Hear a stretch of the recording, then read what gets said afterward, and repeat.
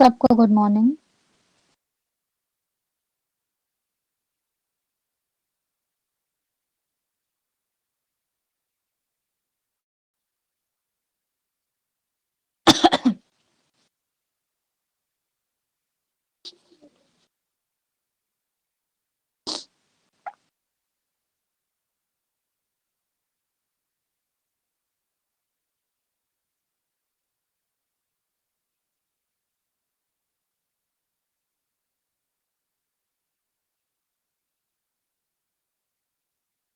हम लोग ने लास्ट क्लास में पार्शियल डिफरेंशिएशन का थोड़ा सा इंट्रोडक्शन डिस्कस किया था। कुछ कुछ बेसिक डिफरेंसेस डिस्कस किए थे कि क्या डिफरेंस है जब हम लोग पार्शियल डिफरेंशिएशन की बात करते हैं और हम लोग डिफरेंट नॉर्मल डिफरेंशिएशन की बात करते हैं। ठीक है, अवकलन और आंशिक अवकलन जो हम लोगों ने बात किया था। तो आई होप अब तक आप लोगों को ये समझ आ गया होगा कि बेसिक क्या डिफरेंस है जब हम लोग पार्शियल डिफरेंशिएशन की बात करते हैं। तो जहां पर भी आपका एक से ज्यादा इंडिपेंडेंट वेरिएबल होगा वहां पर आप लोग जो टूल यूज करेंगे वो पार्शियल डिफरेंशिएशन का होगा। ठीक है, हम लोग ने एक दो टाइप के फंक्शंस भी डिस्कस किए थे जिसमें हम लोग ने पार्शियल डिफरेंशिएशन का केस डिस्कस किया था कि जब हम लोग पार्शियल डिफरेंशिएशन डिस्कस कर रहे होते हैं तो बेसिकली डिफरेंशिएशन करते कैसे हैं।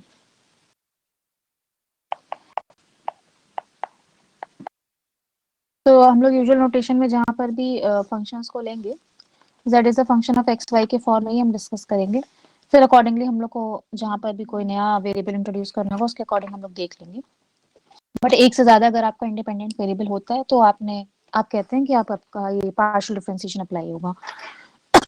ठीक है, तो हमने आप लोगों के साथ एक नॉर्मल सा फंक्शन डिस्कस कर लिया था जिसमें हम कह रहे थे कि आपका एक्स भी है वाई भी है और एक कांस्टेंट भी है और फिर आप कैसे उस फंक्शन को डिफरेंशिएट कर रहे हैं। तो जो चीजें याद रखने की थी वो ये कि फर्स्ट ऑफ ऑल हम लोग डेल का साइन यूज कर रहे हैं।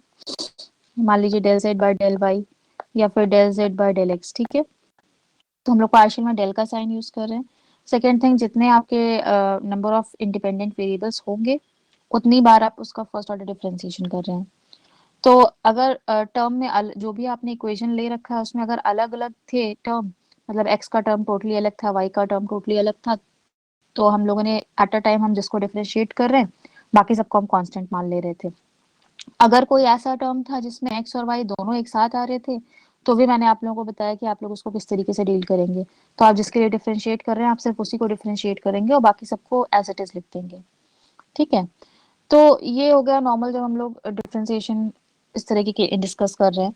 जैसे हम लोगों ने उसमें नॉर्मल वाले डिफरेंशिएशन में हम लोगों ने वो पढ़ा था प्रोडक्ट रूल और कोशेंट रूल, वही सारे रूल्स यहाँ पर भी अप्लाई होंगे। लेकिन फिर वही बात है कि जब हम लोग यहाँ पर अप्लाई कर रहे हैं तो फिर वो फर्स्ट ऑर्डर का रूल जो है आपके दो हो जाएंगे, एक नहीं होगा अगर आपने दो इंडिपेंडेंट वेरिएबल्स ले रखे हैं। ठीक है, तो अब जैसे कुछ तो हम लोग ने फंक्शन डिस्कस किए थे। अब मान लीजिए आपका फंक्शन है आपका z इज इक्वल टू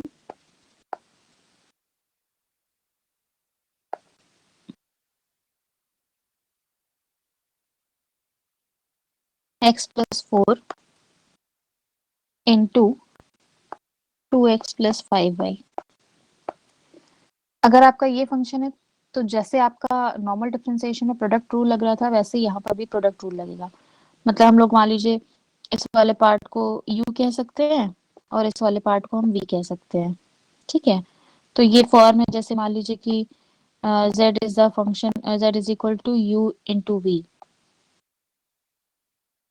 तो u इंटू v का फॉर्म है। आपको फर्स्ट ऑर्डर डिफरेंशिएशन करना है तो आप पहले एफ एक्स कर रहे हैं यानी कि del z by del x कर रहे हैं और आपको फर्स्ट ऑर्डर में एक और डिफरेंशिएशन करना पड़ेगा एफ वाई यानी कि आप del z by del y कर रहे हैं। तो जिसके रिस्पेक्ट में करेंगे दूसरे वाले को हम कांस्टेंट मान लेंगे। ठीक है, तो quotient rule sorry product rule वहां पे क्या कहता था? प्रोडक्ट रूल कहता था कि जब आप प्रोडक्ट रूल अप्लाई कर रहे हैं तो आपके जो दो टर्म्स हैं u और v, अगर आपने दो टर्म्स के फॉर्म में ले रखा है तो आप पहले पहले टर्म को जो है एज इट इज रख के दूसरे टर्म को जिसके रिस्पेक्ट में डिफरेंशिएट कर रहे हैं आप उसके रिस्पेक्ट में करेंगे। प्लस आप पहले टर्म को एज इट इज दूसरे टर्म को एज इट इज रख के आप फर्स्ट टर्म को डिफरेंशिएट करेंगे। तो वहां पर कोई ऐसा तो था नहीं कि आप एक बार एक्स के रिस्पेक्ट में कर रहे थे एक बार वाई के, बट यहाँ पर है। तो यहाँ पर भी रूल वही रहेगा, बस आपको एट अ टाइम जिसके रिस्पेक्ट में आप कर रहे हैं आपको वो चीज ध्यान रखनी पड़ेगी। ठीक है, तो पहला वाला आपका अगर डिफरेंशिएशन x के रिस्पेक्ट में है तो इसका मतलब है पहले आप u वाले पार्ट को एज इट इज रख रहे हैं, u मतलब हम यहाँ पर कह रहे हैं x+4, और जो आपका दूसरा टर्म है आप उसको डिफरेंशिएट कर रहे हैं, लेकिन उसको आप सिर्फ x के रिस्पेक्ट में डिफरेंशिएट कर रहे हैं। तो हमें दूसरे वाले टर्म में सिर्फ इससे मतलब है 2x से, क्योंकि जो +5y है वो तो आपका कांस्टेंट हो जाएगा, तो 2x का डिफरेंशिएशन आपका 2 हो जाएगा, प्लस सेकेंड टर्म आपका एज इट इज आप लिख देंगे 2x + 5y, और फर्स्ट टर्म का differentiation with respect to x जो आपका 1 आएगा, क्योंकि फर्स्ट टर्म में x यहाँ पर है सर। ठीक है, तो ये आपका इस तरह के प्रोडक्ट रूल में आपका एक फर्स्ट ऑर्डर डिफरेंशिएशन हो गया। मान लीजिए आपने उसको x के रिस्पेक्ट में किया। सिमिलरली अगर आप ये डिफरेंशिएशन y के रिस्पेक्ट में कर रहे हैं तो फर्स्ट टर्म को आपने एज इट इज लिख दिया x+4, सेकेंड टर्म को अब आप डिफरेंशिएट करेंगे y के रिस्पेक्ट में, तो आपको x वाले टर्म से मतलब नहीं है, जिसमें y है सिर्फ वो टर्म से मतलब है। तो y आपका सिर्फ 5y में है, तो आपका डिफरेंशिएशन आपका हो जाएगा 5, बाकी सारे को आप कांस्टेंट मान ले रहे हैं, प्लस सेकेंड टर्म को एज इट इज लिख दिया 2x + 5y, और फर्स्ट टर्म का डिफरेंशिएशन, अब फर्स्ट टर्म में कहीं पर भी है ही नहीं आपका जो है y, तो ये आपका इसका डिफरेंशिएशन आपका 0 हो जाएगा, बिकॉज ये टोटली आपका कांस्टेंट है, तो ये पूरा टर्म आपका 0 हो जाएगा। ठीक है, तो हम ये बेसिकली आप लोगों को बताने की कोशिश कर रहे हैं कि जो आपके रूल्स हैं जो हम लोगों ने पढ़े थे, product rule, quotient rule, addition subtraction का जो रूल था या फिर चेन रूल था, वो सारे रूल्स यहाँ पर भी अप्लाई होंगे। बट बस ये ध्यान रखना है कि जब आप जो भी रूल अप्लाई कर रहे हैं आप जिसके रिस्पेक्ट में कर रहे हैं आप उसके रिस्पेक्ट में डिफरेंशिएट करेंगे। ठीक है, तो इसी केस में हम लोग एक वो भी डिस्कस कर लेते हैं, क्वोशंट रूल भी डिस्कस कर लेते हैं। मान लीजिए आपका फंक्शन दिया है z is equal to x+y upon 2x + 5y। तो सपोज करें हम ऊपर वाले टर्म को u से दिखा रहे हैं, नीचे वाले टर्म को हम v से दिखा रहे हैं, तो u अपॉन v का आपका फंक्शन है एक तरीके का, तो आप इसको एक बार x के रिस्पेक्ट में डिफरेंशिएट करेंगे fx यानी del z by del x, और एक बार आप y के रिस्पेक्ट में कर रहे हैं यानी कि आप del z by del y कर रहे हैं। ठीक है, तो फॉर्मूला वही रहेगा। फॉर्मूला क्या था आपका, अगर u अपॉन v का फंक्शन है तो आपका फॉर्मूला क्या था, v into differentiation of u minus u into differentiation of v upon v square. But यहाँ पर डिफरेंशिएशन ऑफ u या डिफरेंशिएशन ऑफ v जब आप कर रहे हैं तो आपको एक और टर्म ऐड करना पड़ेगा कि विद रिस्पेक्ट टू क्या, विद रिस्पेक्ट टू x या विद रिस्पेक्ट टू y। ठीक है, तो पहले वाले केस के लिए फॉर्मूला आपका क्या हो जाएगा, v into del u by del x minus u into del v by del x upon v square. ठीक है, सिमिलरली अगर हम सेकंड y के लिए फॉर्मूला लिख रहे हैं तो आपका क्या हो जाएगा, v into del u by del y minus u into del u by del y upon v square. हम कर नहीं रहे हैं, आप लोग डिफरेंशिएट कर लीजिएगा।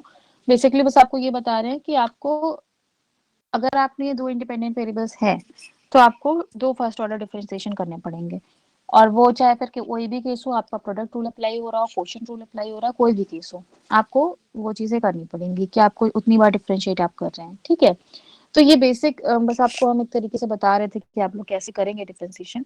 कुछ आप ऐसे जनरल क्वेश्चंस देख लीजिएगा फॉर्मुलेट इक्वेशन बेस्ड की कैसे डिफरेंशिएशन करेंगे पार्शियल केस में। क्वेश्चंस ऐसे नहीं आते हैं, हम बस अब आप लोग को एक थोड़ा सा बेस बना रहे हैं। ठीक है, अब हम आते हैं उस बात पे जो हमने आप लोगों के साथ डिस्कस किया था कि अगर आपका टू वेरिएबल केस है तो आपके कितने फर्स्ट ऑर्डर डिफरेंशिएशन होंगे, डेरिवेटिव्स होंगे, और कितने सेकंड ऑर्डर डेरिवेटिव्स होंगे। ठीक है, मैंने एग्जांपल फंक्शन इसी का लिया था, z is a function of x Y. तो अगर आपका z is a function of x y है,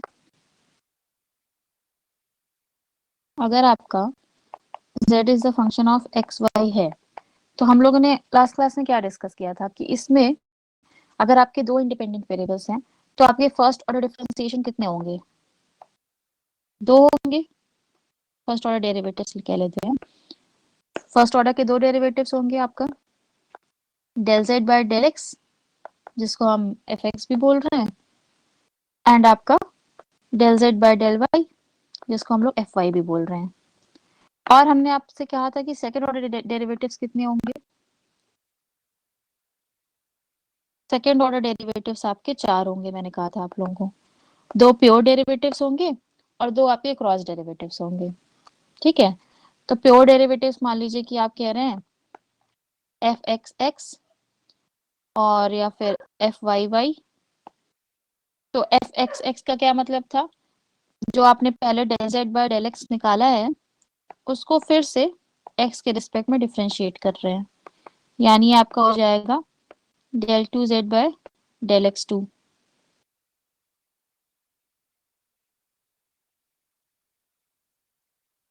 सेकेंड यू में, हाँ तो मैंने डेल वाई तो लिखा है ना, डेल वी होगा, हाँ ठीक है, वो आप करेक्ट कर लीजिए, वो तो उतना बेसिक चीजें रहती हैं। ठीक है, तो ये आपका सेकेंड ऑर्डर डेरिवेटिव हो गया एफ एक्स एक्स का। अगर एफ वाई वाई की बात कर रहे हैं, इसका मतलब आपने जिसको पहले वाई के रिस्पेक्ट में किया था डेल बाय डेल, इसको आप फिर से वाई रिस्पेक्ट में कर रहे हैं, यानी कि del two z by del y two. इनको हम लोगों ने क्या कहा था? ये है हमारे pure second order partial derivatives.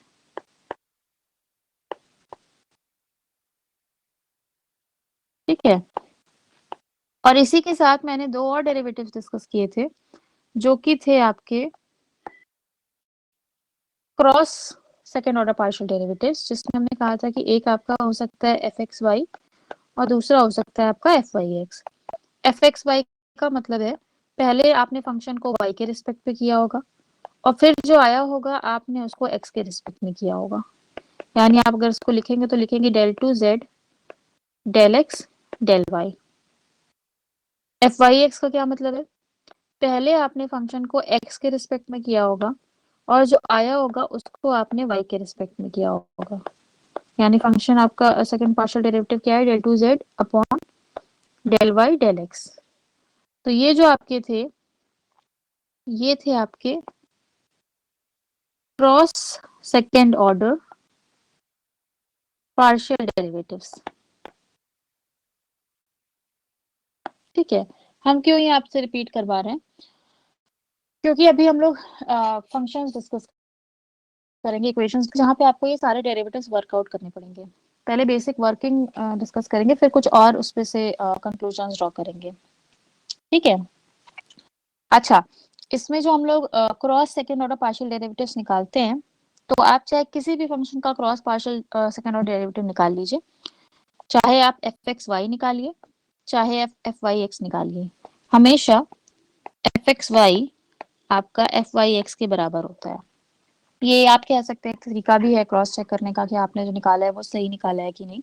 हम लोग इसको अभी आगे कंडीशंस में भी यूज करेंगे, बट यहाँ पर आप समझिए कि हमेशा आपका जो cross second order partial derivative है, सिर्फ क्रॉस की बात कर रहे हैं, प्योर की बात नहीं कर रहे हैं। ठीक है, तो जब भी आप cross second order partial derivative निकालेंगे वो हमेशा बराबर होंगे, बराबर आने चाहिए वो। ठीक है, तो चलिए आप लोगों को एक क्वेश्चन इक्वेशन देते हैं और उसमें आप लोग सारे डेरिवेटिव्स वर्कआउट करेंगे। इक्वेशन मान लीजिए दिया है z is a function of x y के फॉर्म में ही दिया है। ठीक है, तो इक्वेशन है z is equal to x square minus two x y plus four y square minus ten x minus eight y. X square minus two x y plus four y square minus ten x minus eight y. आपको सारे 6 total derivatives निकालने हैं। F x निकालना है, F Y निकालना है, F x x निकालना है, एफ वाई वाई निकालना है, एंड आपको एफ एक्स वाई और एफ वाई एक्स निकालना है। निकालिए और मुझे बताइए कि क्या क्या आ रहा है। एफ एक्स एफ वाई बताइएगा पहले, फिर F x x and F Y y बताइएगा, फिर F x y and F Y x बताइएगा। अब मैंने क्योंकि आप लोगों को बोल दिया है कि एफ एक्स वाई और एफ वाई एक्स दोनों हमेशा सेम आएंगे, इसका ये मतलब नहीं कि आप एक निकाल लीजिए और कह दीजिए कि दूसरा वाला भी इतना ही आएगा। आपको दोनों निकालने पड़ेंगे, क्योंकि एग्जाम में जब आप करेंगे तो आपको दोनों वर्कआउट करने पड़ेंगे।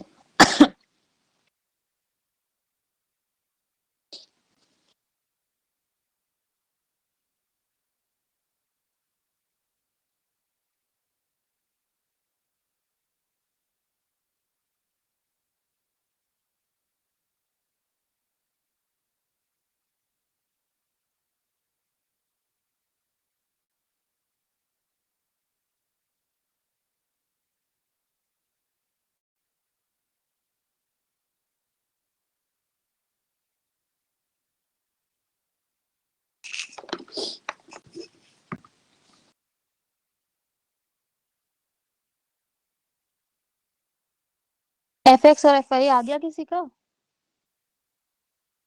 आगे आओ तो बता दीजिए।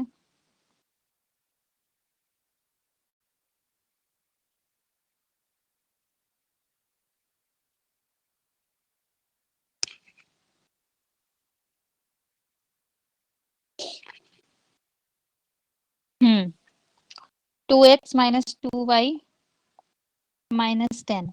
ठीक है, अब एफ वाई वाई कोई बता दीजिए।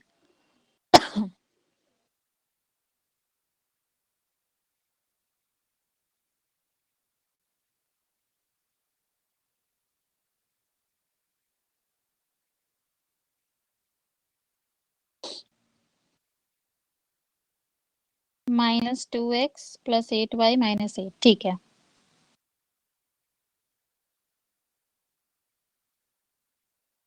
तो हो जाएगा -2x + 8y - 8। ठीक है, तो F x x and F Y आपने, sorry, F X and F Y work कर लिया है। नेक्स्ट आइए एफ एक्स एक्स पे और एफ वाई वाई पे।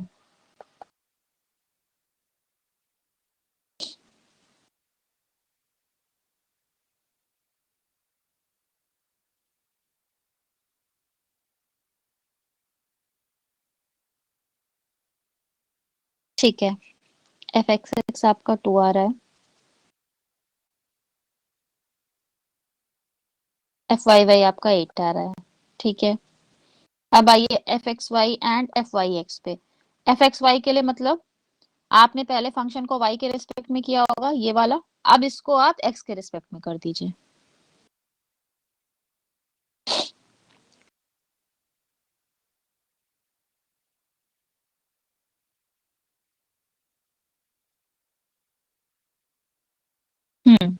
ठीक है, -2। एफ वाई एक्स का क्या मतलब है? पहले आपने जिस फंक्शन को x के रिस्पेक्ट में डिफरेंशिएट किया, अब आप इसको y के रिस्पेक्ट में कर दीजिए। ठीक है, एफ एक्स वाई -2 है। अब मुझे एफ वाई एक्स बताइए।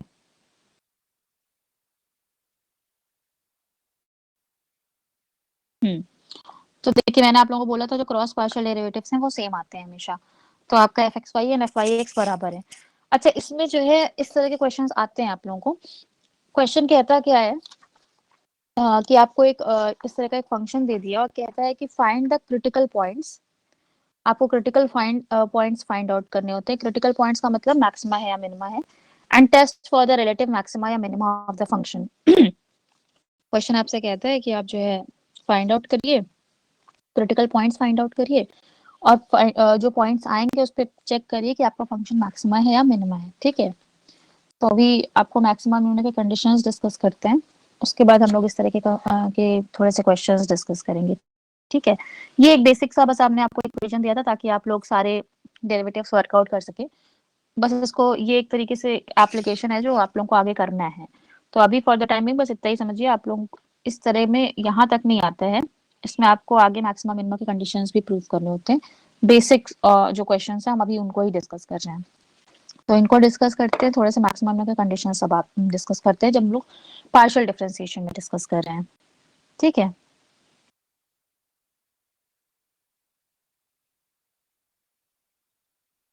तो जब पार्शियल डिफरेंशिएशन की बात हम लोग कर रहे हैं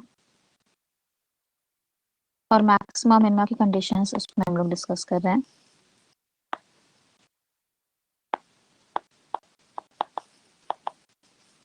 तो जैसे आप लोग याद करिए कि जब आप लोग डिफरेंशिएशन की बात कर रहे थे तो हम लोगों ने दो कंडीशंस डिस्कस किया था, necessary condition and sufficient condition. वही चीज यहाँ पर भी होगा जब आप पार्शियल डेरिवेटिव्स में आप बात कर रहे हैं डिफरेंशिएशन की, तो आपके नेसेसरी कंडीशंस होंगे और सफिशिएंट कंडीशन होंगे। जो बेसिक जो है मतलब था वहां पर मैक्सिमा मिनिमा का, वही मतलब यहाँ पर भी होगा। बट क्योंकि यहाँ पर हम लोग पार्शियल में बात कर रहे हैं तो कुछ डिफरेंस होगा। सपोज करते हैं फंक्शन वही आपका है, z is a function of x and y। ठीक है, तो इसके लिए आपकी जो नेसेसरी कंडीशन होगी,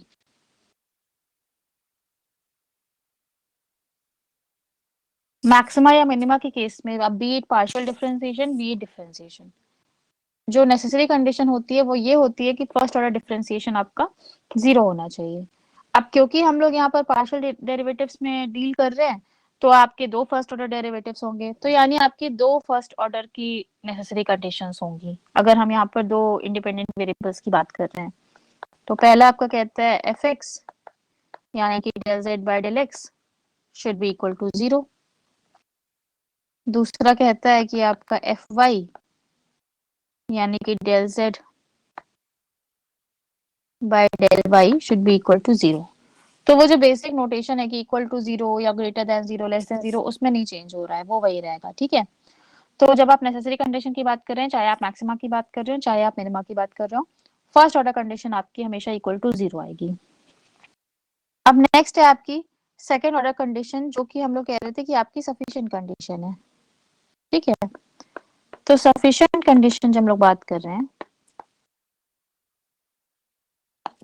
तो सफिशिएंट कंडीशन मैक्सिमा के केस में अलग होगी एंड मिनिमा के केस में आपकी अलग होगी।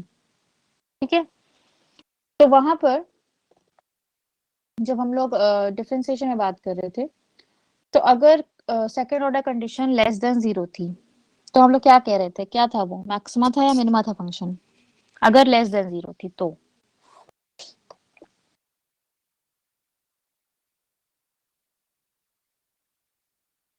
हाँ, तो वहां पे जैसे लेस देन जीरो का मतलब मैक्सिमा था, यहाँ पर भी लेस देन जीरो का मतलब मैक्सिमा ही होगा। ठीक है, लेकिन अभी जो हम लोग ने लास्ट स्लाइड में डिस्कस किया कि जो आपके सफिशिएंट कंडीशन है वो बनी डेरिवेटिव से। ठीक है, और हम यहाँ पे बात कर रहे हैं पार्शियल डिफरेंशिएशन की।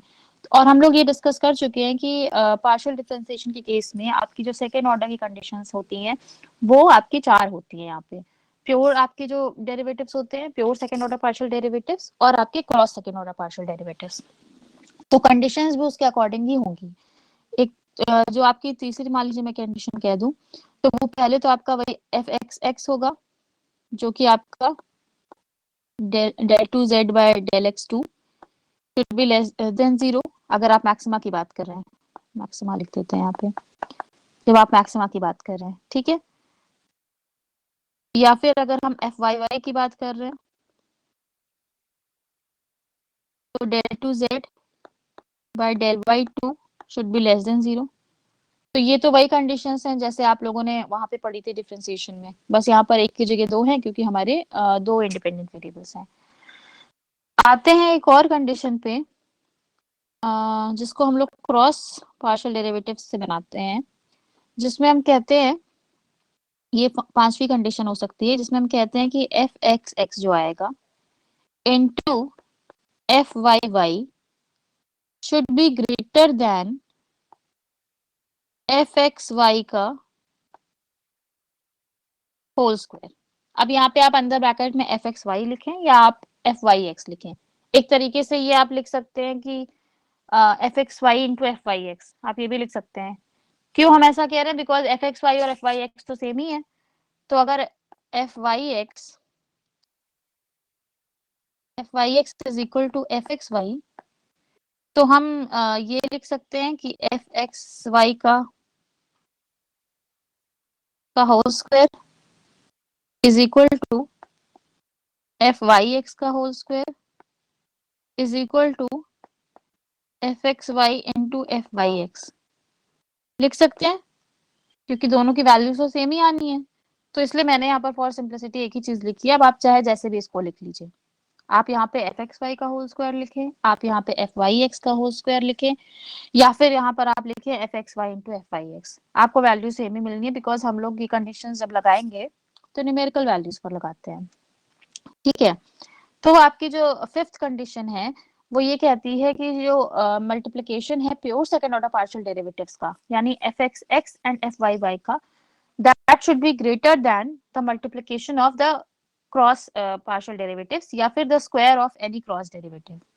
यानी कि आपका जो क्रॉस के डेरिवेटिव का जो मल्टीप्लिकेशन है वो आपके प्योर डेरिवेटिव्स के मल्टीप्लिकेशन से कम होना चाहिए। एक तरीके से एक कंडीशन यही कह रही है। ठीक है, तो ये आपका केस हो गया जब आप मैक्सिमा की बात कर रहे हैं।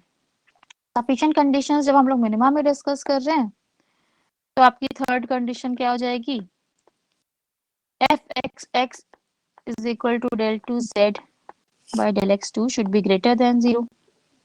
हम लोग जब बात कर रहे हैं मिनिमा की, ठीक है, या आपका जो एफ वाई वाई है यानी कि del two z by del y two, that should also be greater than 0। लेकिन जो आपकी पांचवी कंडीशन है,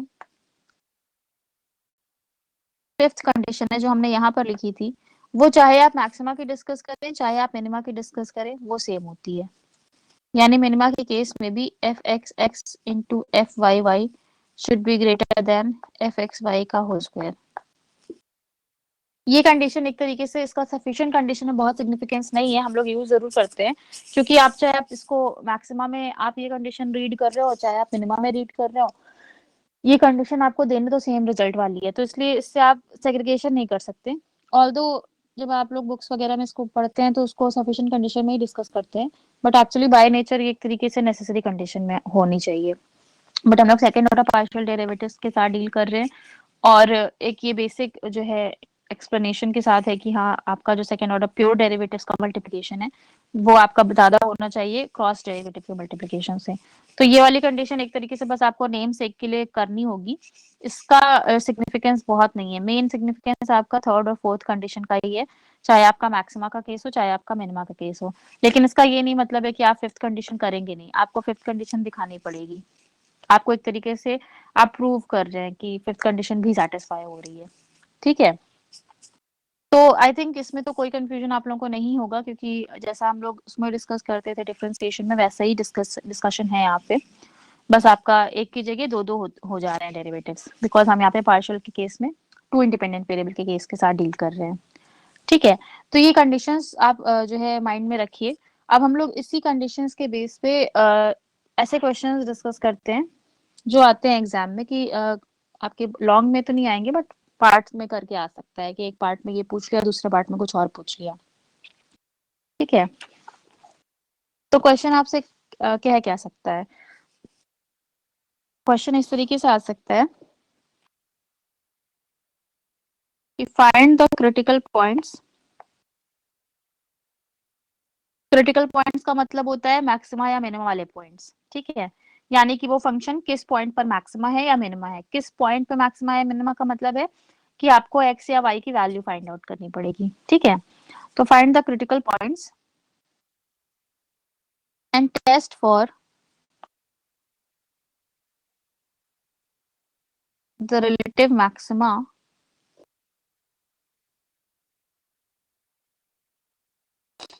or minima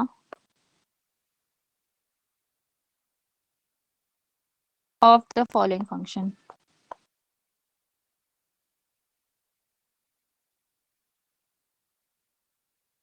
तो आपको फंक्शन दिया होगा, आपको क्रिटिकल पॉइंट्स फाइंड आउट करने हैं, और जो पॉइंट्स आप फाइंड आउट करेंगे आपको बताना पड़ेगा कि ये प्रूव करके फर्स्ट और सेकंड ऑर्डर कंडीशंस के थ्रू कि ये पॉइंट आपका मैक्सिमा का पॉइंट है या मिनिमा का पॉइंट है। ठीक है, तो सपोज कर ले आपको एक फंक्शन दिया है z is equal to 8x plus 10y minus bracket में 2x square plus 4xy plus 3y square. तो आपको एक फंक्शन दिया हुआ है z is a function of x y के फॉर्म में, 8x plus 10y minus bracket में 2x square plus 4xy plus 3y square. तो फंक्शन को आपको क्रिटिकल पॉइंट्स फाइंड आउट करने के लिए आप वही टूल अप्लाई करेंगे जैसे आप लोग कर रहे थे। जैसे आप लोग को प्रॉफिट फंक्शन दिया हुआ था, तो प्रॉफिट फंक्शन में जब आप वो आउटपुट निकाल रहे थे जिसपे प्रॉफिट मैक्सिमम हो रहा था, तो वो आउटपुट क्या था? वो आउटपुट वो लेवल ऑफ आउटपुट था जहां पे प्रॉफिट आपका मैक्सिमम था, यानी कि वो क्रिटिकल पॉइंट था। फिर आप प्रूव कर रहे थे सेकंड ऑर्डर कंडीशन से कि एक्स की इस वैल्यू पे ये फंक्शन मैक्सिमा है। तो करना वही है यहाँ पे, बट यहाँ पर एक नहीं, आपके दो जो है वेरिएबल्स हैं, तो दो वेरिएबल्स के साथ डील करना है आपको। आपको दोनों की वैल्यू निकालनी है और फिर सेकंड ऑर्डर कंडीशन से प्रूव करना है कि उस पॉइंट पर वो फंक्शन मैक्सिमा है या मिनिमा है। तो सेकंड ऑर्डर कंडीशंस में आपको तीनों लगानी होंगी, f x x, f Y y, और जो आपकी थर्ड वाली कंडीशन है। ठीक है, तो आते हैं इस फंक्शन को ओपन कर लेते हैं। z is equal to 8x plus 10y minus 2x square minus 4xy minus 3y square. ठीक है, सबसे पहले del z by del x निकाल लीजिए and del z by del y निकाल लीजिए। चलिए del z by del x बताइए मुझे क्या आएगा।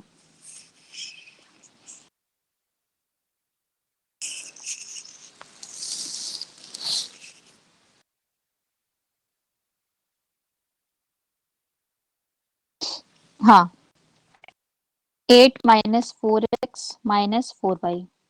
अब del z by del y।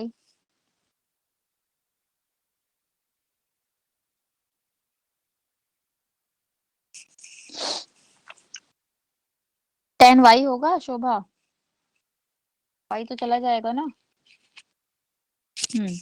10 minus 4x minus 6y।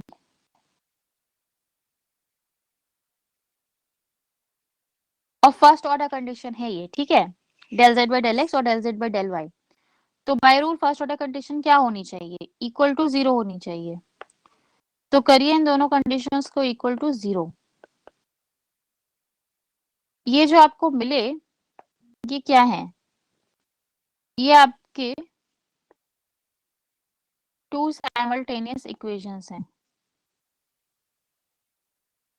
अब क्योंकि यहाँ पर एक इक्वेशन में सिर्फ एक वेरिएबल तो है नहीं, दो दो वेरिएबल हैं, तो आपको दोनों को साथ में यूज करके एक्स और वाई की वैल्यू फाइंड आउट करनी पड़ेगी। ठीक है, तो हम लोग इसको दोनों इक्वेशंस को लिख लेते हैं थोड़ा सा चेंज करके। मान लीजिए पहले वाले को लिख रहे हैं -4x minus 4y is equal to -8, और दूसरे वाले में भी लिख लेते हैं ऐसे, -4x minus 6y is equal to -10। ठीक है,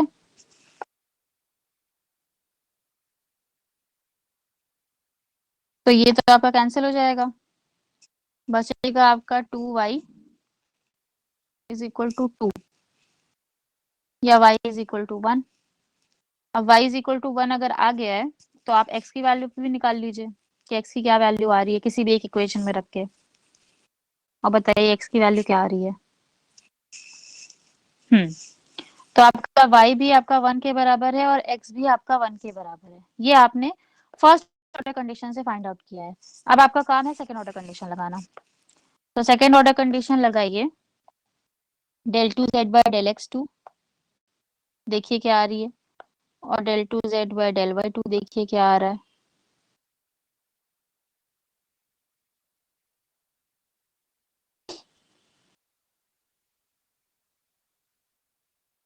del two z by del x two क्या आ रहा है?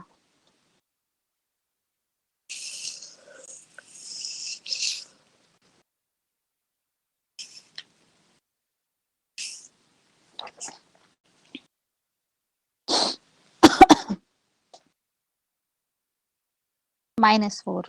ठीक है, अब मुझे बताइए del two z by del y two क्या आ रहा है? -6। और ये दोनों क्या है? नेगेटिव आ रहे हैं। और नेगेटिव का क्या मतलब होता है? मैक्सिमा। लेस देन जीरो में हम लोग ने मैक्सिमा प्रूव किया था, तो हम यहाँ से मैक्सिमा प्रूव कर पा रहे हैं, लेकिन हम लोग फिर भी लास्ट वाली कंडीशन भी कर लेते हैं। Del two z by del x del y भी निकाल लीजिए, डेल एक्स डेल वाई निकाल लीजिए या डेल वाई डेल एक्स निकाल लीजिए, जो भी निकाल लीजिए एक ही चीज आएगी, क्योंकि हम लोग को थर्ड वाली कंडीशन भी प्रूव करनी है सफिशिएंट में।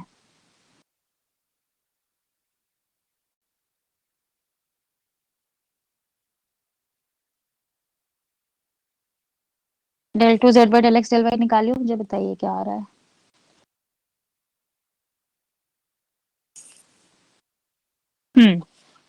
ये आ रहा है आपका -4। अब लास्ट वाली कंडीशन याद करिए। लास्ट वाली कंडीशन क्या कह रही थी? F x x into F Y y should be greater than f x Y का होल स्क्वायर।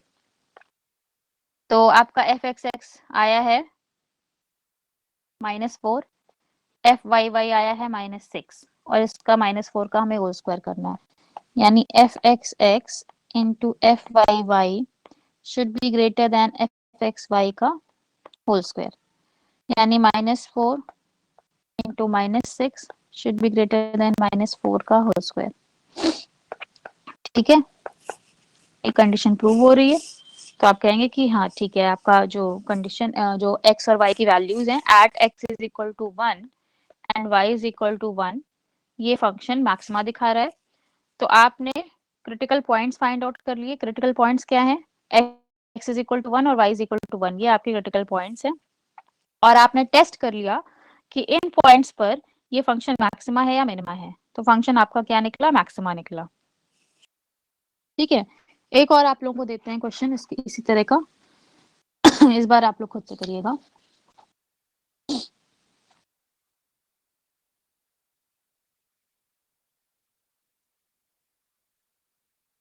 बस फंक्शन ही लिख रहे हैं, क्वेश्चन तो वही है, सेम ही है। Pi is equal to 64x minus 2x square minus 4xy minus 4y square plus 32y minus 14। Function है 64x minus 2x square minus 4xy minus 4y square plus 32y minus 14। आपको critical points find out करने हैं और आपको relative maxima या minima के लिए check करना है। पीछे वाली स्लाइड। हम्म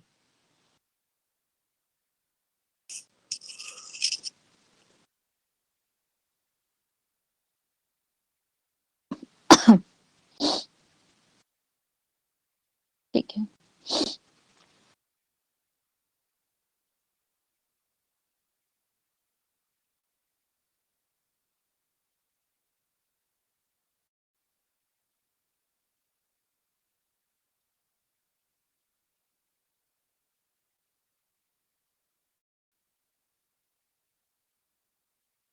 4y स्क्वायर के बाद है plus 32y minus 14।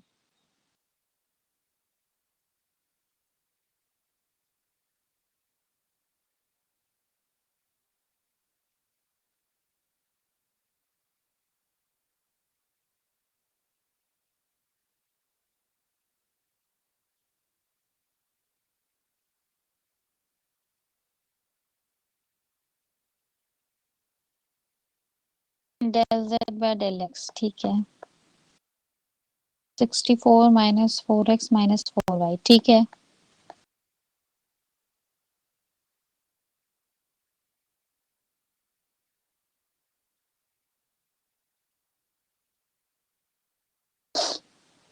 y is equal to 8।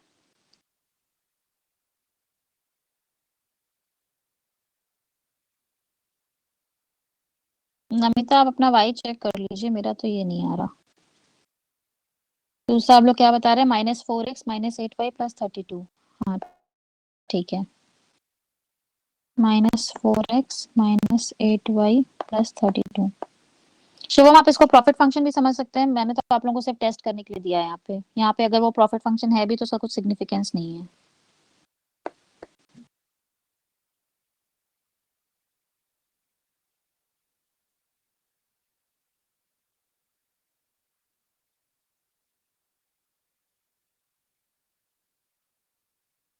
F x x -4 आ रहा है, ठीक है। और एफ वाई वाई आपका -8 आ रहा है, ठीक है।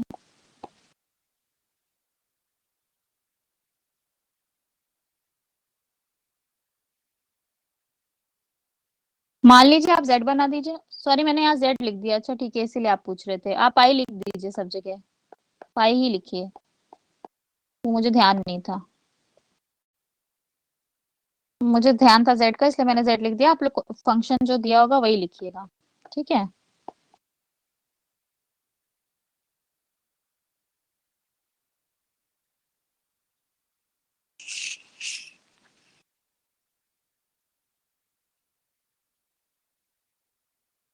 y इज इक्वल टू -8, सबका यही आ रहा है। आप लोग अब आंसर बताएंगे, इसके आगे का आंसर मुझे नहीं पता है, मैंने सॉल्व नहीं किया। किसी का 8, किसी का -8 आ रहा है। y इज इक्वल टू 8 मान लेते हैं, ज्यादातर लोगों का 8 आ रहा है। और x इज इक्वल टू 8, ये भी ज्यादातर लोगों का आ रहा है। अब भाई माइनस आ रहा है प्लस आ रहा है, ये आप लोग देख लीजिए।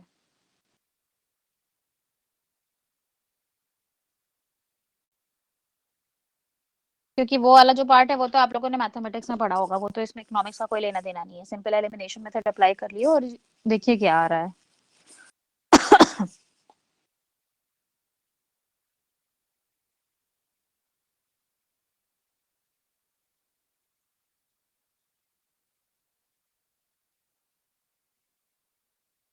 तो y को माइनस ही मान लेते हैं, ज्यादातर लोगों का माइनस आ रहा है।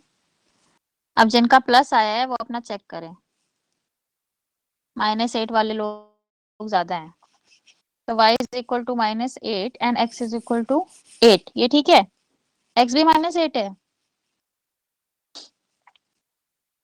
नहीं, x तो ज्यादातर लोगों ने 8 बताया है।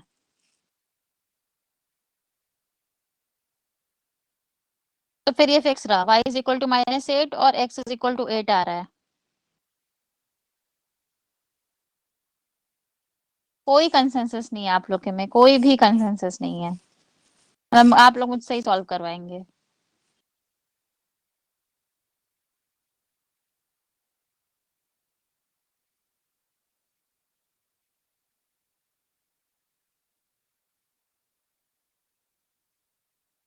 अब माइनस हो या प्लस हो, हम नहीं सॉल्व कर रहे हैं। आप लोग को एलिमिनेशन मेथड नहीं आता। हम्म।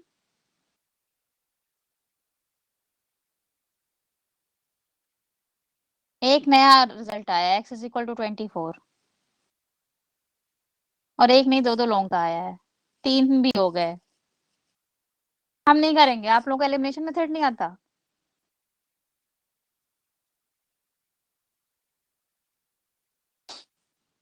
64 -4x -4y।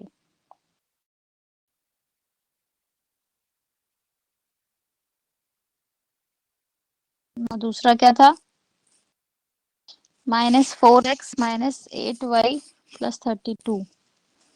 -4x -8y +32 is equal to 0।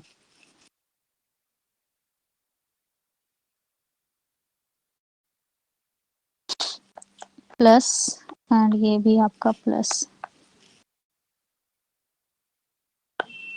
ये तो कैंसिल हो जाएगा।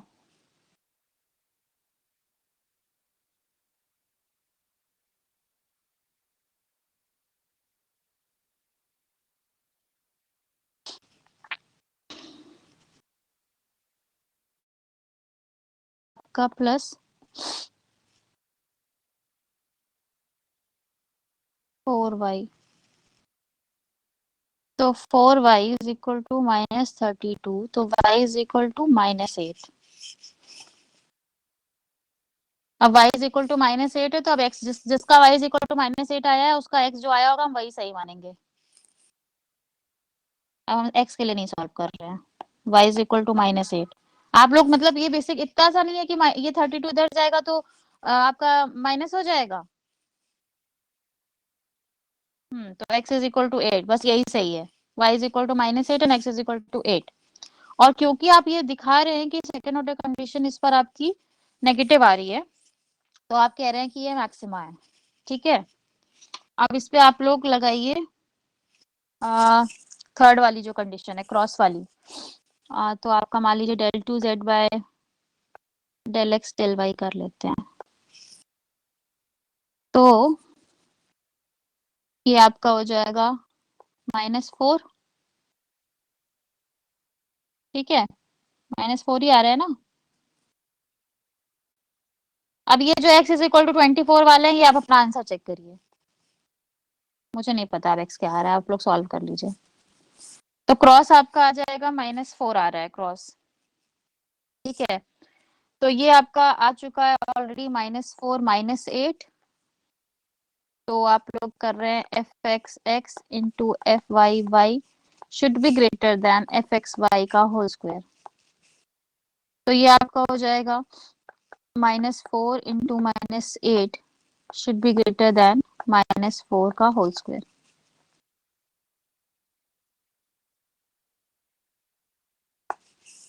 ठीक है, तो ये आपका प्रूव हो रहा है लास्ट वाला भी, ऑल्दो ये दोनों में ही सेम ही रहेगा। तो मेन आपका सेकेंड ऑर्डर जो दो ये वाली कंडीशन है इससे प्रूव करना है, और अगर आप लोग ऊपर के क्रिटिकल पॉइंट्स भी सही नहीं निकाल पाए तो फिर आप लोग को 0 ही मिलने वाला है क्वेश्चन में, इतना आप लोग समझ लीजिए। मतलब आप लोग को सिंपल सा एलिमिनेशन मेथड नहीं आता, और जिनको नहीं आता वो प्लीज जाके रिवाइज करिए, मैथ्स की बुक उठाइए और पढ़िए एलिमिनेशन मेथड क्या है। और एलिमिनेशन मेथड नहीं आता ना तो आप लोग को और एक अच्छा आइडिया देते हैं, मैट्रिक्स मेथड या क्रेमर्स रूल से सॉल्व कर लीजिएगा, ज्यादा अच्छा हो जाएगा।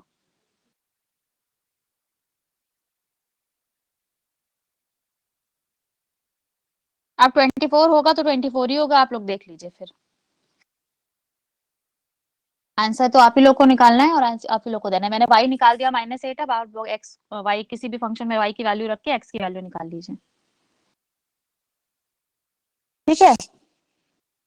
और जिसको जरा भी कॉन्फिडेंस ना हो एलिमिनेशन मेथड में, क्रेमर्स रूल लगा ले, और नहीं तो मैट्रिक्स मेथड लगा ले, है तो वो भी तरीका साइमल्टेनियस इक्वेशंस को ही सॉल्व करने का ना, तो वो भी आप लोग लगा सकते हैं।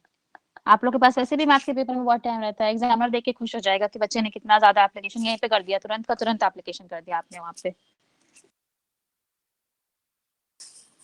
तो आप लोग इस तरह के क्वेश्चन थोड़े से बुक से उठा के प्रैक्टिस कर लीजिएगा। एक क्रॉस इलास्टिसिटी का क्वेश्चन आया था, वो हम आप लोग के साथ नेक्स्ट क्लास में डिस्कस करेंगे, और उसके बाद हम लोग मार्केट वाले क्वेश्चंस पे मूव कर जाएंगे। और मार्केट के बेसिक प्रिंसिपल्स तो वही रहेंगे, यहाँ पर देखेंगे हम लोग थोड़ा सा डिफरेंट मोनोपोली वगैरह के मार्केट्स को डिस्कस करेंगे, क्योंकि हम लोग पार्शियल का केस डिस्कस करने जा रहे हैं, तो हमारा फंक्शन वैसा होना चाहिए जिसमें हम लोग एक से ज्यादा इंडिपेंडेंट वेरिएबल के साथ डील कर रहे हो। तो इस तरह के क्वेश्चन जैसे आज कराए हैं, इस तरह के प्रैक्टिस कर लीजिए। ये शॉर्ट में मतलब आ सकता है, पार्ट में आ सकता है, जैसे कि आधे पार्ट में ये पूछ लिया, आधे पार्ट में कुछ और पूछ लिया, तो आ तो सकता है ये लॉन्ग में भी, मतलब। तो इसलिए इस तरह के क्वेश्चन प्रैक्टिस कर लीजिए आप लोग। बुक में कोई भी फंक्शन उठाइए जिसमें भी एक से ज्यादा वेरिएबल है, और आप अपना फर्स्ट और सेकंड ऑर्डर कंडीशन लगा लीजिए उसमें, तो आपका अप्रूव भी हो जाना चाहिए, ठीक है। और अच्छा, मैं नेक्स्ट क्लास आप लोगों की संडे को लूंगी 11 बजे। ये कल नहीं लेंगे हम क्लास आप लोगों की, ठीक है। हमें जो यूटिलिटी के क्वेश्चंस आते हैं वो ऑप्टिमाइजेशन के क्वेश्चंस होते हैं। तो मैंने आप लोगों को लास्ट क्लास में बताया था कि मैं आप लोगों को 3 इसमें चीजें डिस्कस करने वाले हैं। तो जब हम लोग ऑप्टिमाइजेशन वाले डिस्कस करेंगे, तो ऑप्टिमाइजेशन वाले में यूटिलिटी वाले क्वेश्चंस कवर अप करेंगे, ठीक है। आदिति मैम की कितने बजे से है? 12 बजे से है ना उनकी, मैं 11 बजे से बोल रही हूँ। हम 11 बजे लेंगे, उनकी 12 बजे से है, हम उसके पहले छोड़ देंगे आप लोग की क्लास। हम कल नहीं लेंगे, इसलिए हम कह रहे हैं हम संडे को लेंगे 11 बजे, ठीक है।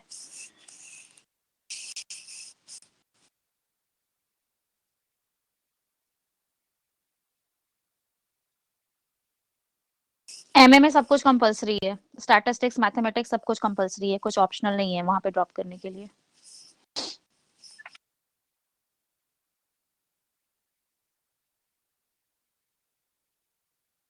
ओसामा इसके बारे में मुझे नहीं पता, अब आप लोग भी यूनिवर्सिटी का नोटिफिकेशन का वेट करिए, मुझे नहीं कोई आइडिया है आप लोग का एग्जाम कैसे होगा।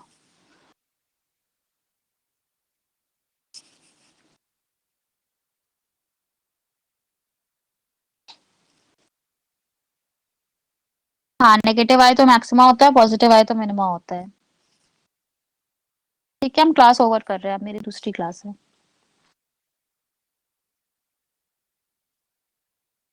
ठीक है, हम लोग किसी दिन फ्री टाइम में रख लेंगे ऐसी कोई क्लास एम एंट्रेंस के डिस्कशन के लिए। जितना हम पढ़ा रहे हैं उतना आप लोग अच्छे से कर लीजिए, तो एग्जाम अच्छे से हो जाएंगे, उसके बाहर से कुछ नहीं आने वाला है। बस आप लोग प्रैक्टिस कर लीजिए, क्योंकि एक बार पढ़ने से कुछ नहीं होगा। डीआर अग्रवाल की मैंने आप लोगों को बुक बताई थी, आकाश डोगरा। डीआर अग्रवाल की बताई थी, और मेहतर मदनानी की बताई थी, डीआर अग्रवाल की हिंदी इंग्लिश दोनों में आती है।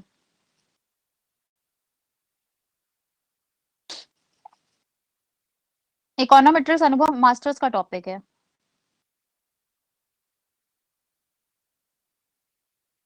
अच्छा, हम क्लास ओवर कर रहे हैं, मेरी दूसरी क्लास है अब, ठीक है। बाकी ये सारे डिस्कशंस हम लोग डाउट वाली क्लास में रख लेंगे, आप लोग किसी संडे वनडे में किसी दिन रख लेंगे, ये संडे तो नहीं, देखते हैं किसी संडे पे रख लेंगे।